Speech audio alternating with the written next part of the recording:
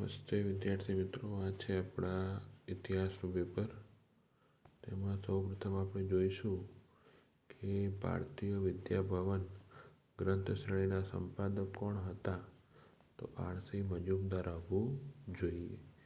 પછી British East Indian company શરૂઆત ક્યારે થઈ હતી? શાસનની 1757 આવવું જોઈએ. મુઘલ સામ્રાજ્યનો છેલ્લો શક્તિશાળી બાદશાહ કોણ હતો? ઔરંગઝેબ. હૈદરાબાદ રાજ્યનો સ્થાપક કોણ હતું? આસફ જાહ. પછી છે ફ્રેન્ચ ઈસ્ટ ઇન્ડિયા કંપનીની સ્થાપના કોણે કરી, ક્યારે થઈ હતી? શું આવશે જવાબ? 1664. ભારત આવવાનો સુરક્ષિત અને નવો જળમાર્ગ કોણે શોધ્યો હતો? વાસ્કો દ ગામાએ શોધ્યો હતો. રેગ્યુલેશન એક્ટ ક્યારે અમલમાં આવ્યો? 1773 અમલમાં આવ્યો. પછી છે આગળ જોઈએ છે ફોર્ટ વિલિયમ કોલેજની સ્થાપના કોને કરી હતી? તો વેલેસ્લીએ કરી હતી. રાણી લક્ષ્મીબાઈ કયા રાજ્યના રાણી હતા? ઝાંસીના રાણી હતા. અંગ્રેજોએ તમામ ઉચ્ચ હોદ્દા પર કોને નિયુક્ત કરેલ? અંગ્રેજને. નાગપુરનું રેશમનું કાપડ મારા ખ્યાલથી બોર્ડર માટે જાણીતું હતું. અમદાવાદનું કાપડ ધોતી માટે જાણીતું હતું. રાજા રામમોહન રાય સમાજ સુધારણા માટે કઈ સંસ્થાની સ્થાપના કરી? બ્રહ્મો સમાજની સ્થાપના કરી. પછી જોઈએ છે સ્વામી દયાનંદ સરસ્વતીનું મૂળ નામ શું હતું? સ્વામી દયાનંદ સરસ્વતીનું મૂળ નામ શું હતું? તો એના માટે જવાબ આવશે મૂળશંકર એમનું મૂળ નામ હતું. શેરે પંજાબ તો શું આવશે? લાલા લજપતરાય. સ્વરાજ્ય મારો જન્મસિદ્ધ અધિકાર છે આ સૂત્ર કોને આપ્યું છે? બાળ ગંગાધર તિલકે આપ્યું છે. ભારતનો પ્રથમ અણુ ધડાકો કોને સ્થળે કર્યો? પોખરણ સ્થળે કર્યો. પછી છે ભારતમાં દૂરદર્શનનો પ્રયોગ તમારે બતાવવાનું છે. પછી છે ઠંડા યુદ્ધનો શબ્દનો સૌપ્રથમ પ્રયોગ બર્નાર્ડ બારુ નામના માણસે કર્યો હતો. કયા સદીમાં તિબેટ પર ચીનનું શાસન હતું? તો 16મી સદીમાં ચીનનું શાસન હતું. પછી છે પ્લાસીનું યુદ્ધ કોની કોની વચ્ચે થયું હતું? તો પ્લાસીનું યુદ્ધ છે 1757ની અંદર 1757ની અંદર સિરાજુદ્દૌલા અને બ્રિટિશ સર વચ્ચે થયું હતું. કયા મુગલોના સમયમાં અંગ્રેજોને વેપાર કોઠી સ્થાપવાનો અધિકાર મળ્યો? તો જહાંગીરના સમયમાં એમને અધિકાર મળ્યો હતો.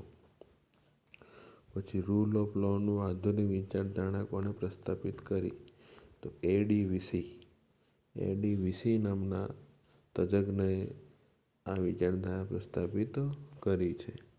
કયા ગવર્નર જનરલે ભારતમાં પોલીસ તંત્ર શરૂ કર્યું છે? તો કોર્નવોલિસે ભારતમાં પોલીસ તંત્ર શરૂ કર્યું છે. પછી છે Tata institute of social science ક્યાં આવેલી છે? મુંબઈમાં આવેલી છે. પછી સ્થાપના વખતે યુએનમાં કેટલા રાષ્ટ્રો જોડાયા હતા? 51 રાષ્ટ્રો જોડાયા હતા. અમેરિકાએ જાપાનના કયા બે શહેરો પર અણુ બોમ્બ ફેંક્યો હતો? હિરોશિમા અને નાગાસાકી પર એમણે અણુ બોમ્બ ફેંક્યો હતો. તો આ હતા આપણા 1 માર્ક્સના MCQ અને 1 વાક્ય 2 વાક્યમાં જવાબ આપવાના. એના પછી છે 2 ગુણના પ્રશ્નો છે. તો અંગ્રેજોના પોલીસ તંત્ર રૂપરેખા તમારે બતાવવાની છે કે કોર્નવોલિસે કઈ રીતે આખું પોલીસની રૂપરેખા છે એ તૈયાર કરી હતી. પછી 1857નો સિપાઈ બળવો ન કહી શકાય કારણ કે આ બળવાની અંદર ઘણા લોકોએ અલગ અલગ વિસ્તારમાંથી અંગ્રેજો સામે વિરોધ કરવાની શરૂઆત કરી હતી. એટલે એમાં તો સિપાહીનો બળવો કહી શકાય નહીં. પછી મહાલવાદી નેતાઓનું નામ છે તો લાલ બાલ પાલ છે. પછી ઓલી બાજુ જે બીજા નેતાઓ છે એ લખવાના છે. પછી સ્વતંત્ર બાદ ભારતમાં કઈ સમસ્યાઓ હતી, તો એક તો પુનર્વસનની સમસ્યા હતી, ગરીબીની સમસ્યા હતી, એના પછી બેરોજગારીની સમસ્યા હતી. સમસ્યાઓ લખવાની છે.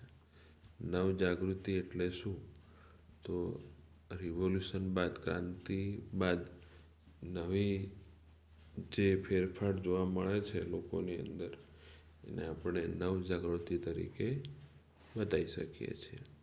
બિન જોડાણવાદની નીતિ કોને કહે છે?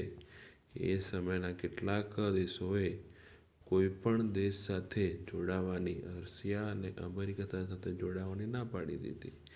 સ્વતંત્ર પોતાનો પક્ષ ઊભો કર્યો. એને શું કહીશું આપણે? બિન જોડાણવાદની નીતિ કહીશું. ભૂતાપીય ઉર્જા, જમીનની અંદરની ગરમીથી આપણે જો એને વીજળીમાં રૂપાંતર કરીએ તો એને શું કહીશું? ભૂતાપીય ઉર્જા. સમકાલીન વિશ્વમાં કયા પ્રકારની અર્થવ્યવસ્થા જોવા મળે છે? મિશ્ર અર્થવ્યવસ્થા આપણને જોવા મળે છે. એના પછી છે 3 માર્ક્સના પ્રશ્નો છે. એમાં પણ સારા એવા પ્રશ્નો છે. એન્ટીબાયોટિક દવાથી, વાયુ ઉર્જાથી, ધારો કે કોઈ રણ પ્રદેશ હોય, પછી દરિયા કિનારો હોય, ત્યાં હવા બહુ ઝડપથી ત્યાં પ્રસારણ થાય છે, ત્યાં આપણે વાયુ ઉર્જાથી વીજળી ઉત્પન્ન કરી શકીએ. પરમાણુ ઉર્જામાં યુરેનિયમ છે, થોરિયમ છે, એવા તત્વોની મદદથી પણ આપણે શું કરી શકીએ છીએ? વીજળી ઉત્પન્ન કરી શકીએ છીએ. પછી 5 માર્ક્સના પ્રશ્નો છે. પરિણામોની ચર્ચા કીધું છે. પછી વિદેશમાં કઈ રીતે કામ કરતા હતા ક્રાંતિકારીઓ. દયાનંદ સરસ્વતીનો જન્મ ટંકારા મોરબીમાં થયો હતો. એમની સંસ્થા આર્ય સમાજ વિશે આપણે સમજાવવાનું છે. તો આ હતું આપણા ધોરણ 12નું ઇતિહાસ વિષયનું પેપર. આવતી વખતે મળીશું એક નવા જ પેપર સાથે. તો વધુને વધુ વિદ્યાર્થી મિત્રો સુધી તમને પહોંચાડવા વિનંતી છે વિદ્યાર્થી મિત્રો.